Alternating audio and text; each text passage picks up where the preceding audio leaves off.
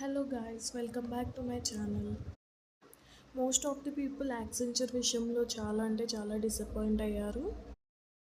కొంతమంది అయితే హైరింగ్ ఉన్నా సరే వాళ్ళకి వర్క్ డే పోర్టల్లో ఇష్యూ రావడం వల్ల అప్లై చేసుకోలేక కొంతమంది డిసప్పాయింట్ అయినట్లయితే, ఇంకొంతమంది ఏంటంటే ఈవెన్ అప్లై చేసుకున్న, ఇంటర్వ్యూ మెయిల్ వచ్చిన, స్లాట్ బుక్ చేసుకున్న అండ్ అలానే ఇంటర్వ్యూ కంప్లీట్ అయినా సరే రిగ్రెట్ మెయిల్ వచ్చిందని ఇంకా చాలామంది అయితే డిసప్పాయింట్ అయ్యారు.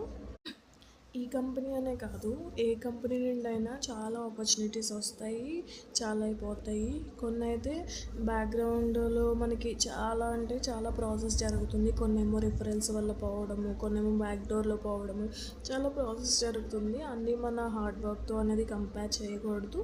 But end of the day entire జర్నీలో వచ్చిన ఆపర్చునిటీస్ని మిస్ చేసుకోకుండా మనం ఎవ్రీథింగ్ అనేది ట్రై చేయాలి. సో రిజల్ట్ అనేది ఏదైనా కానివ్వండి, బట్ మనం ట్రై చేస్తేనే మనకి ఏదో ఒక ఆపర్చునిటీ అనేది వస్తుంది. కాబట్టి ఎవరు దేని గురించి డిసప్పాయింట్ అవ్వద్దు, దేని మీద బ్లైండ్గా హోప్స్ పెట్టుకోవద్దు. నేను చెప్పేది అది మాత్రమే.